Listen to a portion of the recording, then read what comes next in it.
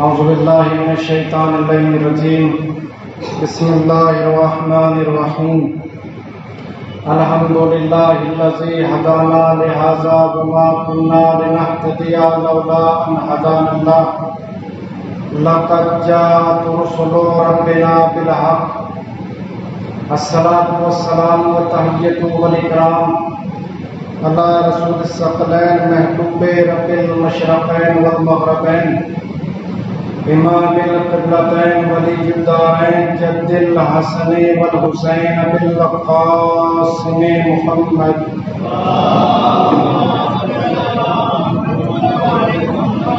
وعلى اہل بیتہ الطیبین الطاہرین المعصومین المنتخبین المظلومین من الآن الی قیام یوم الدین. اما بعد فقد قال اللہ تبارک و تعالی فی محکم کتابہ الکریم بسم اللہ الرحمن الرحیم هل أتى على الإنسان حين من الدهر لم يكن شيئا مذكورا إنا خلقنا الإنسان من نطفة أمشاج نبتليه فجعلناه سميعا بصيرا إنا هديناه السبيل إما شاكرا وإما كفورا. السلام علیکم محمد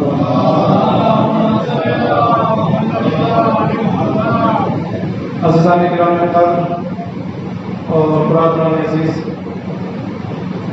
ہادی اور ہدایت کے موضوع پر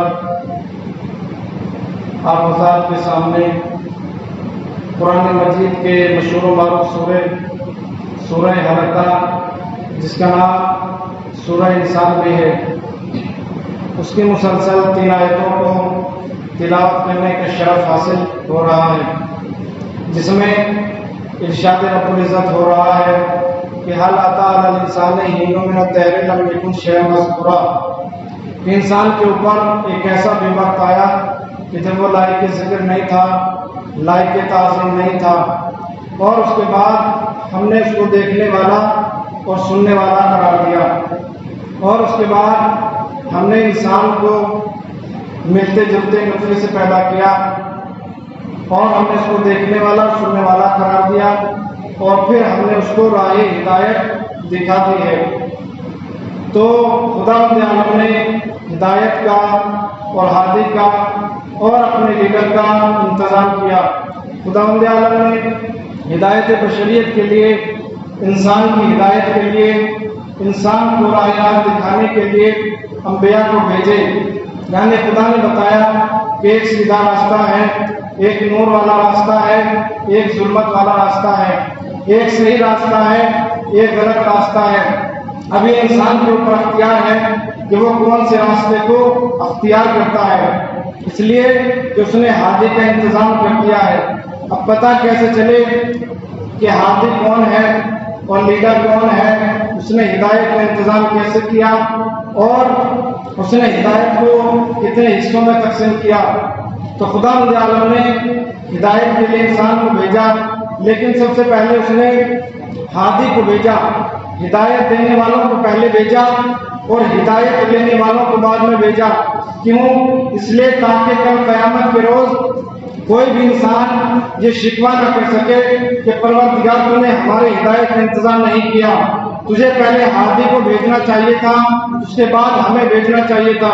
اس لیے خدا عالم نے پہلے ہادی کا انتظام کیا، ہدایت دینے والوں کو پہلے بھیجا اور ہدایت لینے والوں کو بعد میں بھیجا، تاکہ کوئی بھی انسان کل قیامت کے دن خدا کے سامنے شکوہ نہ کر سکے. اس لیے خدا نے کہا کہ ہم ہر گلی میں، ہر کوچے پر، ہر چوراہے پر ایک ہادی کو کھڑا کر دیں گے تاکہ انسان کی ہدایت کر سکے. اس لیے خدا نے کہا کہ ہم ہادی کو پہلے بھیجیں گے اور ہدایت لینے والوں کو بعد میں بھیجیں گے. اب اس نے ہدایت کو کتنے حصوں میں تقسیم کیا؟ خدا عالم نے ہدایت کو 2 حصوں میں تقسیم کیا. ایک ہادی کا نام ہے کتاب، دوسرے ہادی کا نام ہے معصوم. لیکن لوگوں نے کیا کیا؟ کتاب کو تو لے لیا اور معصوم کو چھوڑ دیا. معذاللہ معصوم کوئی حیثیت نہیں رکھتے. کیوں؟ اس لیے کہ ان کو معلوم تھا کہ کتاب نہ تو بولے گی، نہ ٹوکے گی، نہ روکے گی، مگر یہ جو معصوم ہے اگر ہم کوئی غلط کام کریں گے تو یہ روکیں گے بھی، یہ ٹوکیں گے بھی، یہ بولیں گے بھی. اس لیے بعض افراد نے کتاب کو چھوڑ دیا، کتاب کو لے لیا اور معصوم کو چھوڑ دیا، اس لیے کہ نہ وہ روکیں گے، نہ وہ بولیں گے اور نہ وہ ٹوکیں گے۔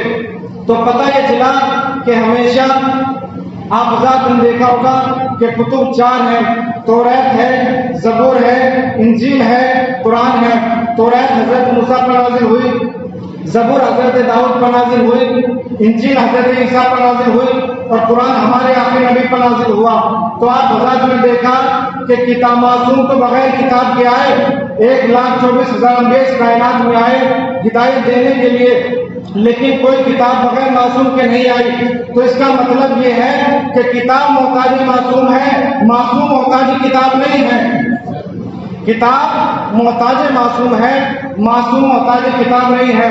تو اب خدا رب عالم نے ہدایت انسان کے لیے، ہدایت بشر کے لیے، انسان کو ہدایت دینے کے لیے اس کائنات میں انبیاء کو بھیجا۔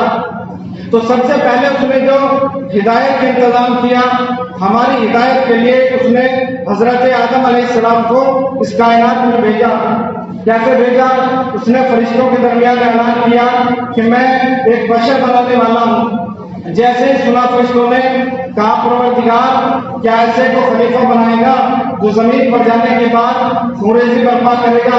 آواز قدرت آئی، انی اعلم ما لا تعلمون، جو میں جانتا ہوں وہ تم نہیں جانتے۔ اس کے بعد خدا نے دوبارہ اعلان کیا کہ میں ایک مٹی سے ایک بشر بنانے والا ہوں، اور جب میں اپنے بشر میں روح کو داخل کر دوں تو تم سب کے اوپر واجب ہے کہ سجدے میں گر جانا۔ اب خدا بند عالم نے فرشتوں کے ذریعے مٹی کو منگایا، مٹی کو منگانے کے بعد اس کو پانی میں ملایا اور ملانے کے بعد اسے پتلا تیار کیا، اور پھر خدا بند عالم نے اس کے اندر اپنی روح کو داخل کر دیا۔ جب روح کو داخل کر دیا اس کے بعد خدا نے کہا اے فرشتوں تم سب کے سب سجدے میں چلے جاؤ۔ اب تمام کے تمام فرشتے سجدے میں چلے گئے الا ابلیس، شیطان نے جناب آدم کو سجدہ نہیں کیا۔ آواز قدرت آئی، قال یا ابلیس ما منعک ان تسجد لما خلقت بیدی، اے شیطان تجھے کس چیز نے منع کیا اسے سجدہ کرنے سے جسے میں نے اپنے دونوں ہاتھوں سے بنایا، جسے میں نے اپنے دونوں ہاتھوں سے بنایا۔ خدا عالم کے کتنے ہاتھ ہیں، خدا کے کتنے پیر ہیں، نہ وہ ہاتھ رکھتا ہے، نہ وہ پیر رکھتا ہے، نہ وہ آنکھیں رکھتا ہے، نہ وہ کان رکھتا ہے۔ اس آیت کی تفسیر کیا ہے؟ اس آیت کی تفسیر ہمارے سمجھ میں نہ آتی اگر ابو طالب کا نام مسجد کوفہ کے ممبر سے یہ اعلان نہ کرتا۔ جب لوگوں نے پوچھا یا علی اس آیت کی تفسیر ہمیں بتائیے کہ قال یا ابلیس ما منعک ان تسجد لما خلقت بیدی، اے شیطان تجھے کس چیز نے منع کیا اسے سجدہ کرنے سے جسے میں نے دونوں ہاتھوں سے بنایا؟ یہ آیت ہمارے سمجھ میں نہیں آتی، اس لیے کہ خدا نہ ہاتھ رکھتا ہے، خدا نہ پیر رکھتا ہے، خدا نہ آنکھیں رکھتا ہے، خدا نہ کان رکھتا ہے۔ تو اس آیت کی تفسیر کیا ہے؟ تو اس آیت کی تفسیر سمجھ میں نہ آتی تو مولا کائنات نے اس کا جواب دیا۔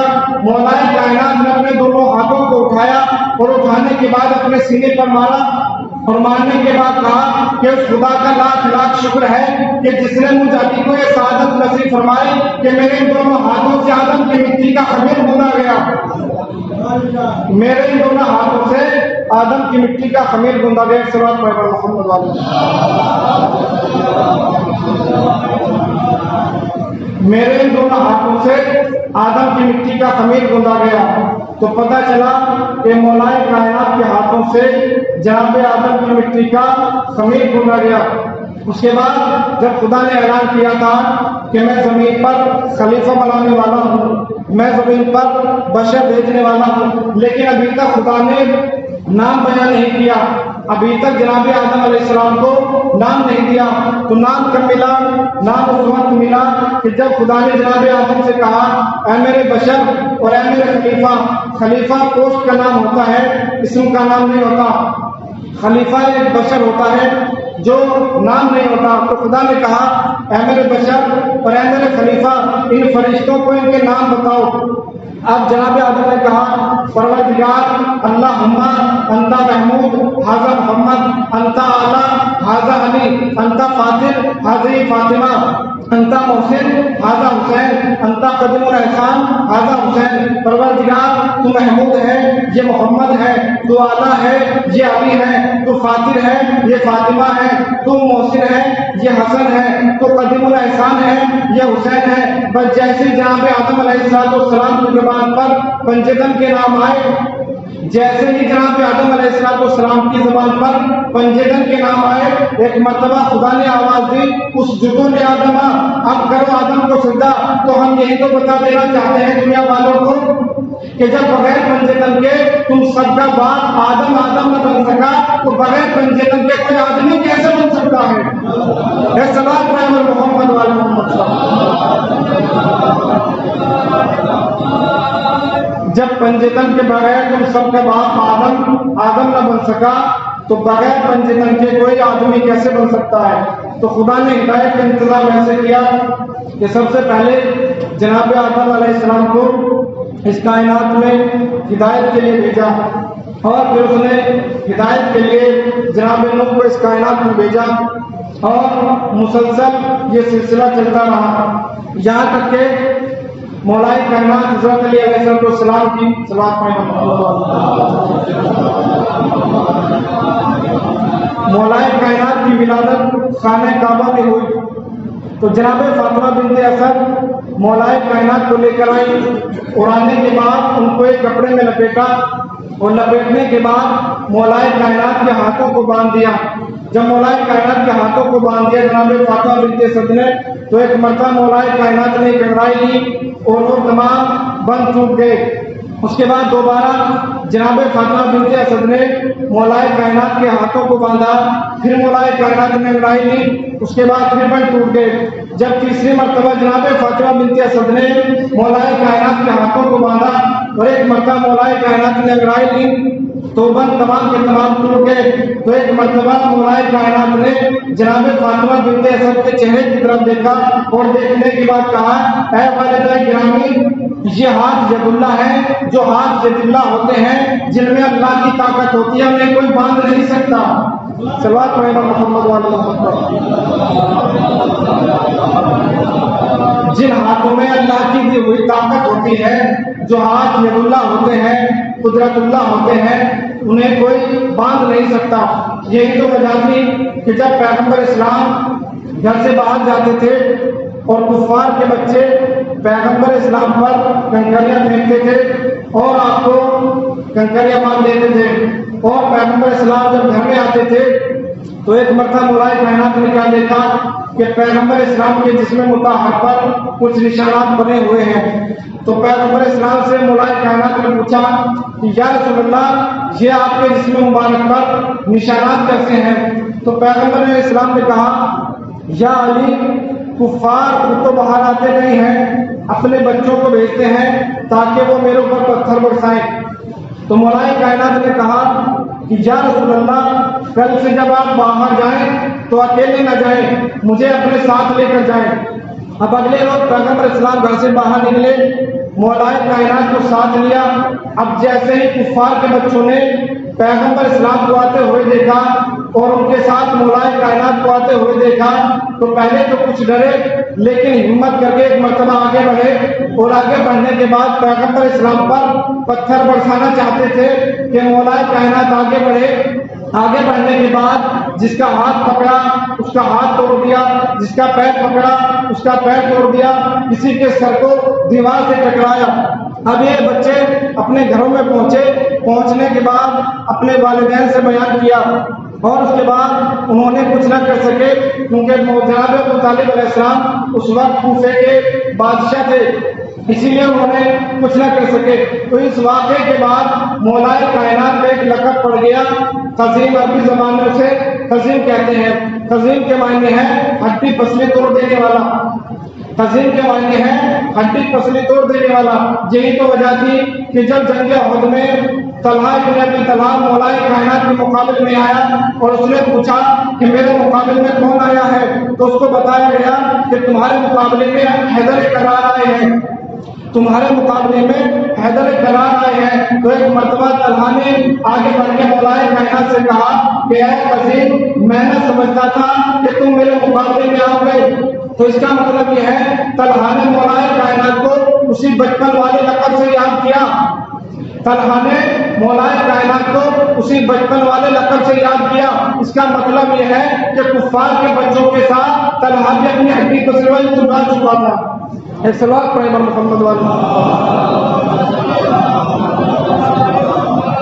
طلحہ بھی بچپن میں مولا کائنات سے اپنی ہڈی پسلی توڑوا چکا تھا، اسی لیے اس نے مولا کائنات کو قزیم کے لقب سے یاد کیا۔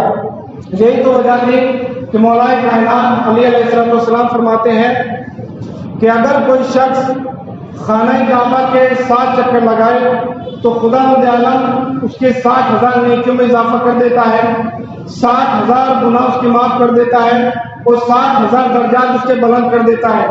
اس کے بعد فرماتے ہیں لیکن اگر کوئی شخص اپنے مومن بھائی کی خواہش کو پورا کرے، اس کی حاجت کو پورا کرے تو وہ طواف کرنے سے بہتر ہے، وہ طواف کرنے سے بہتر ہے، وہ طواف کرنے سے بہتر ہے۔ یعنی مولا کائنات نے 3 مرتبہ جملے کو دہرایا کہ اگر کوئی اپنے مومن بھائی کی خواہش کو پورا کرے اور اس کی حاجت کو پورا کرے تو وہ طواف کرنے سے بہتر ہے۔ یہی تو وجہ تھی کہ مولا کائنات مسجد الحرام میں بیٹھے ہوئے ہیں، پھر ایک مرتبہ ایک شخص آگے بڑھا اور اس نے مولا کائنات کے چہرے کو دیکھنے کے بعد کہا کہ اب میری مشکل حل ہو جائے گی۔ میں کہوں گا تجھے کیسے پتا چلا کہ مولا کائنات کو دیکھنے کے بعد انہوں نے کہا کہ میری مشکل حل ہو جائے گی؟ اس نے کہا کہ کیونکہ میں نے مولا کائنات مشکل کشا کا چہرہ دیکھا ہے، اگر مشکل کشا کا چہرہ دیکھنے کے بعد بھی مشکل حل نہ ہو تو پھر مشکل کشا کا فائدہ کیا ہے؟ تو مولا کائنات کی خدمت میں آیا اور آنے کے بعد کہتا ہے یا علی مجھے 4,000 درہم کی ضرورت ہے۔ مولا کائنات نے کہا کہ ٹھیک ہے کل مدینے میں آ جانا۔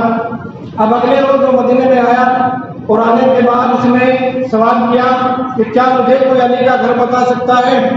امام حسن آگے بڑھے اور بڑھنے کے بعد کہتے ہیں کہ تجھے کس نے بلایا ہے؟ اس نے کہا کہ مجھے علی علیہ السلام نے بلایا ہے۔ امام حسن اندر گئے، جانے کے بعد بابا سے پوچھا کہ بابا کیا آپ نے کسی کو وقت دیا تھا؟ کہا کہ ہاں فلاں شخص کو دیا تھا۔ کہاں وہ آ گیا ہے؟ مولا کائنات نے اس کو اندر بلایا اور بلانے کے بعد اس سے پوچھا کہ تو ان 4,000 درہم کا کیا کرے گا؟ اس نے کہا یا علی میں 1,000 درہم کا مقروض ہوں، 1,000 درہم سے میں بزنس کروں گا، 1,000 درہم سے میں اپنا گھر بناؤں گا اور 1,000 درہم سے میں مہر ادا کر کے نکاح کروں گا۔ تو مولا کائنات نے کوفے میں مدینے میں اعلان کیا کہ بیٹا حسن جاؤ اور مدینے میں اعلان کر دو کہ علی اپنا باغ بیچنا چاہتے ہیں، جسے چاہیے وہ لے سکتا ہے۔ تو مولا کائنات نے اپنا باغ 12,000 درہم میں بیچ دیا اور 12,000 درہم میں سے 4,000 شخص کو عطا کر دیے کہ جو مانگنے کے لیے آیا تھا۔ ادھر مدینے کے غربا کو پتہ چلا کہ آج علی نے اپنا باغ بیچ دیا ہے تو تمام افراد مولا کائنات کے گھر پر اکٹھے ہو گئے اور مولا کائنات نے جتنے درہم لیے تھے وہ سب کے سب تقسیم کر دیے اور تقسیم کرنے کے بعد ردا اٹھ کر مسجد میں گئے، 2 رکعت نماز ادا کی اور اس کے بعد گھر کی طرف چلے اور گھر میں پہنچے۔ ادھر شہزادی کو معلوم ہوا کہ مولا کائنات نے اپنا باغ بیچ دیا ہے۔ تو شہزادی نے پوچھا کہ یا علی میں نے سنا ہے کہ آپ نے وہ باغ بیچ دیا ہے؟ کہا کہ ہاں میں نے وہ بیچ دیا ہے۔ کہا کتنے 1,000 درہم میں بیچا؟ کہا کہ 12,000 درہم میں بیچا ہے۔ کہا کچھ بچے ہیں؟ کہا شہزادی نہیں، میں نے سب کے سب فقراء میں تقسیم کر دیے۔ اس کے بعد کہا کہ تمہیں کسی چیز کی ضرورت تھی؟ تو شہزادی نے کہا کہ یا علی آپ تو جانتے ہیں کہ ہمارے بچے 3 دن کے فاقے سے ہیں۔ یہ ہے مولا کائنات کا کردار کہ جس کے بچے 3 دن سے بھوکے پیاسے ہوں، اس نے 12,000 درہموں کو تقسیم کر دیا۔ اس کے بعد مولا کائنات امام حسن کا ہاتھ پکڑ کر باہر آئے اور ایک دکاندار کے پاس گئے۔ جانے کے بعد اس سے 7 درہم قرض لیا اور لینے کے بعد ابھی تھوڑی دور چلے گئے کہ ایک بوڑھا شخص آگے بڑھا جسے دیر میں پتا چلا تھا کہ آج علی نے اپنا باغ بیچ دیا ہے۔ اس نے کہا کہ یا علی میں نے سنا ہے کہ آپ نے آج اپنا باغ بیچ دیا ہے اور مجھے لیٹ پتہ چلا، اس لیے مجھے بھی کچھ عطا کر دیجیے۔ تو مولا کائنات جو 7 درہم قرض لے کر آئے تھے، ایک مرتبہ امام حسن سے پوچھتے ہیں کہ بیٹا حسن کا کیا ارادہ ہے؟ تو ایک مرتبہ امام حسن نے کہا بابا اس کو عطا کر دیجئے، ہو سکتا ہے کہ ہم سے زیادہ قرض مند ہو سکتا ہے ہم سے زیادہ فکر مند ہو۔ تو مولائے کائنات بھی جانتے تھے، مگر مولائے کائنات نے امام حسن سے اس لیے پوچھا، وہ بتا دینا چاہتے تھے کہ جیسے فکر ہم بڑوں کی ہوتی ہے وہی فکر ہمارے چھوٹوں کی بھی ہوتی ہے۔ اس کے بعد مولائے کائنات نے وہ 7 درہم اس شخص کو بھی عطا کر دیے۔ ابھی آپ تھوڑی دور چلے تھے، ایک شخص آیا، اونٹ لے کر آیا اپنے ساتھ، اور اس نے کہا کہ یا علی، میں گھر سے یہ اونٹ اس لیے لے کر نکلا تھا کہ میں نے ارادہ کیا تھا کہ یہ اونٹ میں آپ کو ہی بیچوں گا۔ تو مولائے کائنات نے کہا کہ میرے پاس تو اس وقت کچھ بھی نہیں ہے، میں کیسے یہ اونٹ خرید سکتا ہوں؟ اس نے کہا کہ یا علی کوئی بات نہیں، جب آپ کے پاس پیسے ہوں گے تب مجھے عطا کر دینا۔ تو مولائے کائنات نے پوچھا اچھا اس کی قیمت تو بتا دے۔ اس نے کہا کہ اس کی قیمت 100 درہم ہے۔ مولائے کائنات نے وہ اونٹ لیا اور لے کر بھی تھوڑی دور چلے تھے کہ ایک شخص ملا، اس نے کہا یا علی کیا آپ یہ اپنا اونٹ بیچ سکتے ہیں؟ مولائے کائنات نے کہا کہ ہاں میں بیچ سکتا ہوں۔ اس نے کہا خود ہی کہا کہ یہ اونٹ میں 170 درہم میں خریدنا چاہتا ہوں، 170 درہم میں خریدنا چاہتا ہوں۔ اس نے 170 درہم مولائے کائنات کو دیے اور اونٹ لے کر چلا گیا۔ ادھر مولائے کائنات امام حسن کے ساتھ واپس چلے اور چاہتے ہیں کہ اس شخص جس نے اونٹ دیا تھا اس کے 100 درہم پہلے واپس کر دے۔ ادھر پیغمبر اسلام آپ کو راستے میں ملے اور کہا کہ یا علی کہاں پر جا رہے ہو؟ تو آپ نے سارا واقعہ بیان فرمایا۔ اس کے بعد پیغمبر اسلام نے کہا یا علی یہ درہم لے کر گھر چلے جائیے۔ کہا کس لیے یا رسول اللہ؟ تو پیغمبر اسلام نے کہا یا علی کیونکہ تم نے اپنے سارے کے سارے درہم فقراء میں تقسیم کر دیے، کیونکہ آپ نے ایک فکر مند کی، ایک ضرورت مند کی حاجت کو پورا کیا ہے، اس لیے خداوند عالم نے تمہارے اس عمل سے خوش ہو کر جو تمہارے پاس اونٹ بیچنے کے لیے آیا تھا وہ جبرائیل آیا تھا، اور جو تم سے اونٹ خرید کر لے گیا ہے وہ میکائیل تھا۔ جو اونٹ دینے کے لیے آیا تھا وہ جبرائیل تھا، اور جو اونٹ خرید کر لے گیا وہ میکائیل تھا۔ تو آپ بذات نے اندازہ لگایا کہ اگر کوئی شخص کسی دوسرے کی مجبوری کو سمجھتے ہوئے اس کے فکر مند ہونے کے باوجود اس شخص کی خواہش کو پورا کر دیتا ہے تو خداوند عالم اس کو کہیں نہ کہیں سے راستے نکال دیتا ہے اور اس کی حاجت کو پورا کر دیتا ہے۔ صلوات پڑھنا محمد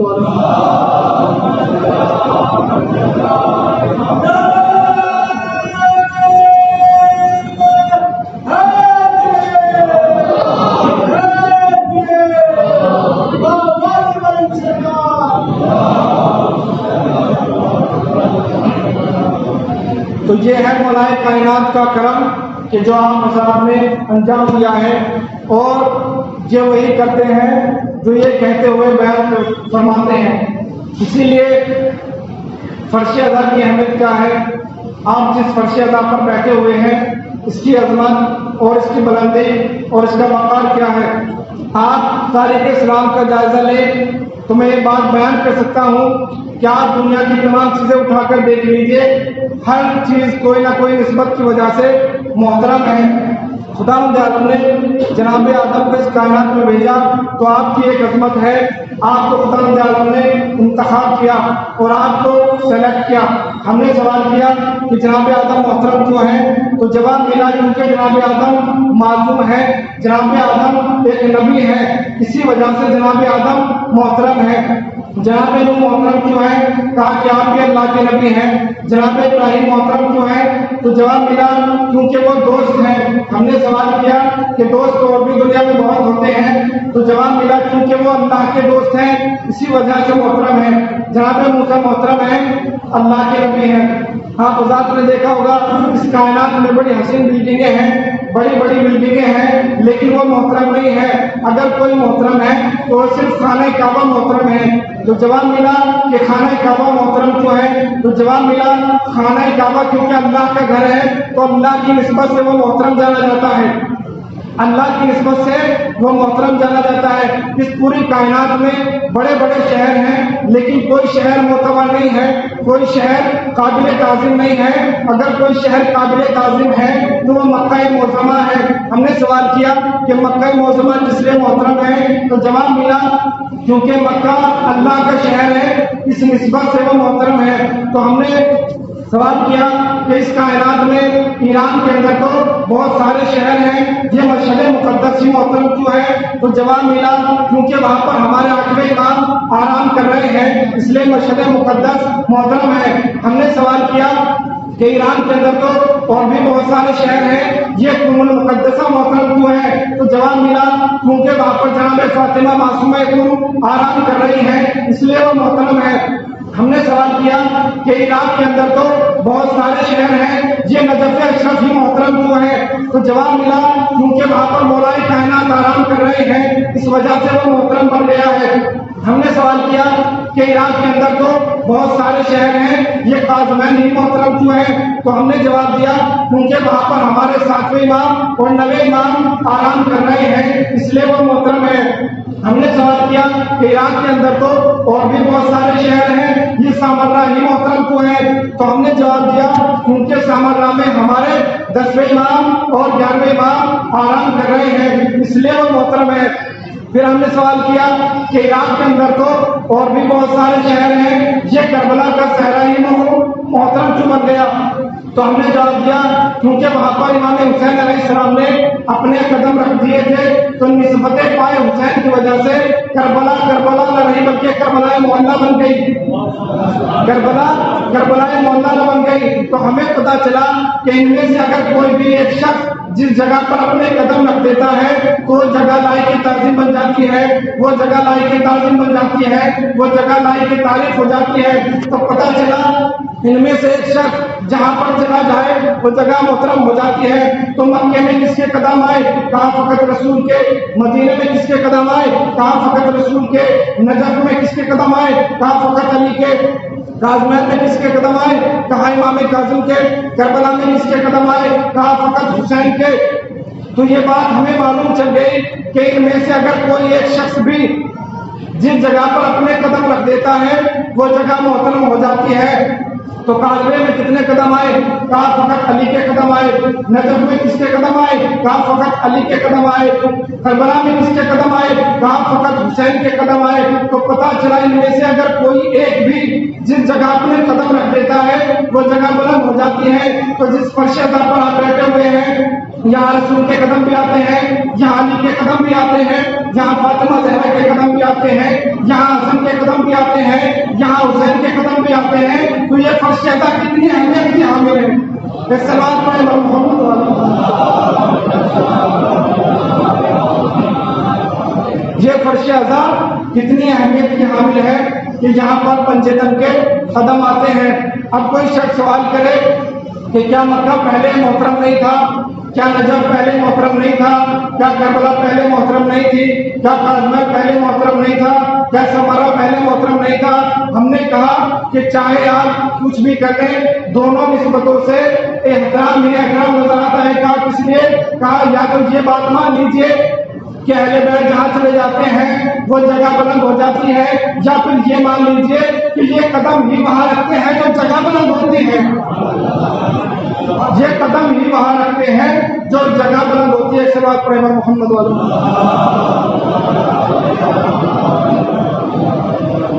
یہ قدم ہی وہاں رکھتے ہیں جو جگہ بلند ہوتی ہے۔ تو خدا نے ہدایت کے لیے انبیاء کو بھیجا اور اس نے قرآن کریم کو ہماری ہدایت کے لیے بھیجا۔ تو مومن اور مسلمان کا کام کیا ہے؟ مومن کا کام ہے قرآن کے اوپر عمل کرنا۔ قرآن میں آیا کہ قولوا لا الہ الا اللہ تفلحوا، اے میرے رسول ان سے کہہ دیجئے کہ لا الہ الا اللہ پڑھیں اور فلاح پا جائیں۔ تو مومن کا کام کیا ہے؟ جو لا الہ الا اللہ کہیں، اس کے بعد معلوم ہوا کہ محمد رسول اللہ کہو۔ تو مومن کا کام کیا ہے؟ محمد رسول اللہ کہے۔ قرآن میں آیا اقیم الصلاۃ، تو مومن کا کام کیا ہے کہ وہ نماز پڑھے۔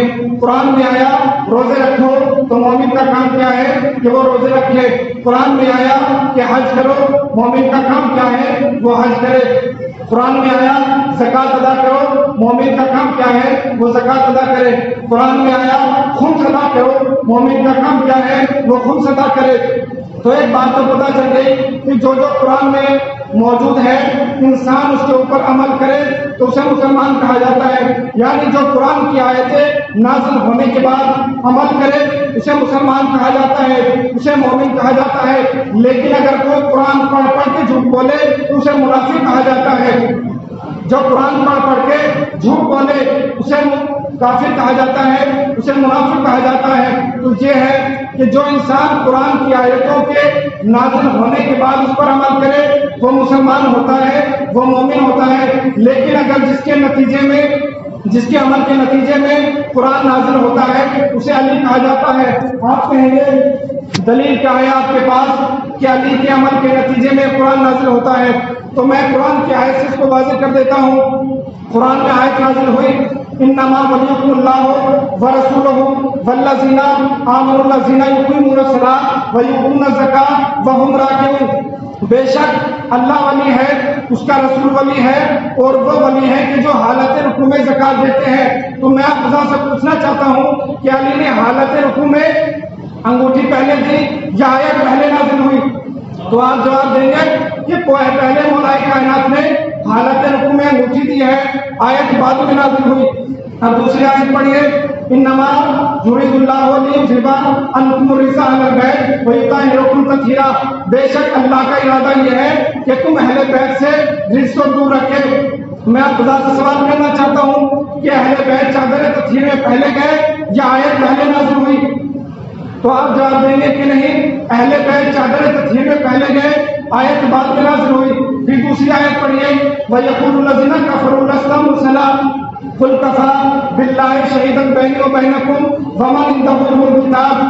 میرے رسول یہ کافر تمہیں رسول نہیں مانتے تو کوئی بات نہیں، تمہاری رسالت کی گواہی کے لیے ایک اللہ کافی ہے اور ایک وہ علی کافی ہے کہ جسے ہم نے پوری کتاب کا علم عطا کر دیا ہے۔ تو میں آپ سے پوچھنا چاہتا ہوں کہ دعوت مبشرہ میں مولا کائنات نے رسول خدا کی ولایت کا اقرار پہلے کیا یا آیت پہلے نازل ہوئی؟ تو آپ خدا جواب دیں گے کہ پہلے مولا کائنات نے رسول خدا کی مدد کا اعلان کیا، اگر رسول خدا کی نصرت کا اعلان نہ کرتے تو آیت نہ نازل ہوتی۔ آیت آگے بڑھی اليوم اکملت لکم دینکم واتممت علیکم نعمتی ورضیت لکم الاسلام دینا۔ آج ہم نے دین کو کامل کر دیا، آج ہم نے دین کو کامل کر دیا۔ تو مولا کائنات کو پیغمبر اسلام نے غدیر کے میدان میں خلیفہ پہلے بنایا یا آیت پہلے نازل ہوئی؟ تو آپ جواب دیں گے کہ مولا کائنات کو پہلے خلیفہ بنایا گیا، آیت بعد میں نازل ہوئی۔ تو اس کا مطلب یہ ہے کہ انہوں نے تلوار اٹھائی تو آیت نازل ہوئی، انہوں نے رزق تقسیم کرا تو آیت نازل ہوئی، انہوں نے لوگوں کو کھانا کھلایا تو آیت نازل ہوئی۔ یہ کس طرح رسول پر سو گئے تو ان کے بارے میں آیت نازل ہو گئی، انہوں نے لوگوں کو کھانا تقسیم کر دیا تو آیت نازل ہو گئی، انہوں نے میدان جنگ میں جانے کے بعد کافروں کو تہتہ کیا تو آیت نازل ہو گئی۔ تو اس کا مطلب یہ ہے کہ ہماری تاریخ میں علی صرف ابو طالب کے بیٹے کا نام نہیں ہے، بلکہ ہماری تاریخ میں علی اس بادشاہیت کا نام ہے کہ جس کے انتظار میں آیتیں آسمان پر رکی رہیں۔ ہماری تاریخ میں علی اس بادشاہیت کا نام ہے کہ جس کے انتظار میں آیتیں آسمان پر رکی رہیں۔ اسی لیے تو مولا کائنات عمل کرتے رہے اور قرآن کی آیتیں نازل ہوتی رہی۔ مولا کائنات عمل کرتے رہے اور آج کے عمل کے نتیجے میں قرآن کی آیتیں نازل ہوتی رہی۔ تو یہ ہے مولا کائنات کی فضیلت کہ جو قرآن سے ثابت ہے اور قرآن کی آیتوں سے ثابت ہے۔ حاضر مظلوم کربلا آج محرم کی 6 تاریخ ہو گئی ہے اور رونے کے لیے صرف ایک ہی جملہ کافی ہے کہ ہمارا امام صرف 4 دن کا مہمان رہ گیا ہے۔ حاضر مظلوم کربلا خدا کو کوئی غم نہ دے سوائے ہمیں مظلوم کربلا کے۔ جب کربلا کے میدان میں امام کے تمام اصحاب و انصار شہید ہو چکے، حبیب بن مظاہر شہید ہو گئے، جان شہید ہو گئے، بچپن کا دوست حبیب بن مظاہر شہید ہو گیا، مولا محمد شہید ہو گئے، مولا عباس شہید ہو گئے۔ اب جناب علی اکبر بابا کی خدمت میں آئے اور آنے کے بعد کہتے ہیں کہ بابا مجھے بھی مرنے کی اجازت دے دیجیے۔ تو ایک مرتبہ امام نے جملہ کہا، میرے لال علی اکبر جب میں چاہتا تھا کہ اپنے نانا کی زیارت کروں تو میں تمہارے چہرے کی زیارت کر لیتا تھا، اب تم چلے جاؤ گے تو میں کس کی زیارت کروں گا؟ ہاں زدارین مظلوم کربلا، آپ جناب علی اکبر کو جنگ کی اجازت ملی۔ ایک مرتبہ امام نے جملہ کہا، میرے بعد علی اکبر مڑ مڑ کے بات کو دیکھتے رہنا، مڑ مڑ کے بات کو دیکھتے رہنا۔ ہاں زدارین مظلوم کربلا، اب جناب علی اکبر سیٹ پر سوار ہوئے، میدان قتال میں گئے۔ جانے کے بعد ایک مرتبہ جناب علی اکبر نے محسوس کیا کہ کوئی پیچھے پیچھے آ رہا ہے۔ ایک مرتبہ گھوڑے کو دوڑا اور دوڑنے کے بعد کیا دیکھا، 57 برس کا بوڑھا باپ کمر کو پکڑے ہوئے پیچھے پیچھے چلا آ رہا ہے۔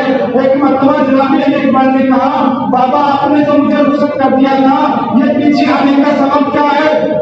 ایک مرتبہ امام نے کہا، میرے نام علی اکبر، اے کاش کہ تم صاحب اولاد ہوتے تو تمہیں پتا چلتا ایک باپ کے لیے بیٹی کا حق کیا ہوتا ہے۔ آج مظلوم کربلا، اب جناب علی اکبر میدان میں آئے، آنے کے بعد جنگ کرنا شروع کی۔ ادھر آپ کی والدہ نے دعا کرنا شروع کی، اے یعقوب کو یوسف سے ملانے والے، میرے نام علی اکبر کو ایک مرتبہ مجھ سے ملا دے۔ ادھر جناب علی اکبر میدان سے خیمے میں آئے اور آنے کے بعد کہتے ہیں، بابا جان اگر ایک گھونٹ پانی مل جاتا تو میں ان ظالموں کو بتا دیتا کہ میں حیدر کرام کا پوتا ہوں، میں حسین کا بیٹا ہوں، میں عباس دلاور کا بھتیجا ہوں۔ ایک مرتبہ امام نے کہا، میرے لال علی اکبر پانی تو نہیں ہے، لاؤ اپنی زبان کو میرے دہنے مبارک میں رکھ دو۔ ایک مرتبہ جیسے ہی جناب علی اکبر نے اپنی سوکھی ہوئی زبان کو امام کے دہنے مبارک میں رکھا، ایک مرتبہ واپس کھینچ لیا اور ایک جملہ کہا، بابا آپ کی زبان میں تو مجھ سے بھی زیادہ کانٹے پڑے ہوئے ہیں۔ ہاں زدارین مظلوم کربلا، خدا آپ کو کوئی غم نہ دے سوائے غم مظلوم کربلا کے۔ اب جناب علی اکبر دوبارہ میدان قتال میں آئے اور آنے کے بعد جنگ کرتے جاتے ہیں، جنگ کرتے جاتے ہیں۔ ایک مرتبہ حسین بن نمیر نے جھک کر جناب علی اکبر کے سینے کا نشانہ لیا۔ ایک مرتبہ ایک تیر جناب علی اکبر کی طرف پھینکا، جناب علی اکبر کے سینے میں تیر پیوست ہو گیا۔ ایک مرتبہ آپ نے آواز دی، علیک السلام انی یا ابا عبداللہ، اے میرے بابا آپ پر میرا سلام ہو۔ ادھر بوڑھا باپ کمر کو پکڑے ہوئے میدان قتال میں آیا اور آنے کے بعد کہتے ہیں، میرے نام علی اکبر تم کہاں ہو؟ جب سے تم گئے ہو مجھے نظر نہیں آتا، جب سے تم گئے ہو مجھے نظر نہیں آتا۔ ایک مرتبہ جناب علی اکبر کے پاس پہنچے، کیا دیکھا، علی اکبر نے ایک ہاتھ اپنے سینے پر رکھا ہوا ہے۔ کہا، میرے لال کیا سینے میں درد ہو رہا ہے؟ کہا، نہیں بابا سینے میں بچی کی ہڈی ٹوٹ گئی ہے۔ ایک مرتبہ فاتح خیبر کے نام نے ایک گھٹنے کو زمین پر رکھا، ایک گھٹنے کو علی اکبر کے سینے پر رکھا اور ایک ہاتھ سے بچی کی ہڈی کو پکڑا اور ایک مرتبہ میں کہوں گا نجف اشرف کا کر کے کہا تھا، بابا علی مرتضیٰ، ارے خیبر کا دروازہ اٹھانا بڑا مشکل ہے، لیکن جوان بیٹے کے سینے سے بچی کا پھل نکالنا بڑا مشکل ہے۔ یہ کہتے ہوئے امام نے بچی کی ہڈی کو باہر نکالا، ارے بچی کا باہر آنا تھا، علی اکبر کا کلیجہ باہر آ گیا۔ علی اکبر کے روح جنت کی پرواز کریں۔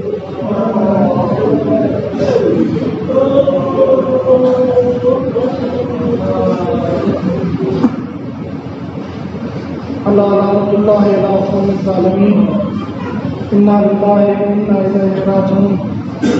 پروردگار کے واسطے محمد والے محمد کا ہمارے اس کلمے سے عبادت کو قبول عطا فرما۔ پروردگار کے واسطے محمد والے محمد کا علماء کرام مراجع کرام کی حفاظت فرما۔ پروردگار کے واسطے محمد والے محمد کا ہم سب کے تمام گناہ صغیرہ و گناہ کبیرہ کو معاف فرما۔ پروردگار کے واسطے محمد والے محمد کا حاضرین میں اگر کوئی بیمار ہے تو ان کو شفا کل شفا عطا فرما۔ پروردگار کے واسطے محمد والے محمد کا جہاں جہاں پر بشیاں میں حیدر قرار ہے ان کی مدد و نصرت و حمایت فرما۔ مراجع کرام کی حفاظت فرما، مقامات مقدسہ کی حفاظت فرما۔ پروردگار کے واسطے محمد والے محمد کا منتقم خون حسین امام زمانہ کے ظہور میں تاج عطا فرما اور ہم کو ان کے عوام انصار میں شمار فرما۔ ربنا تقبل منا انک انت السمیع العلیم برحمتک یا ارحم الراحمین۔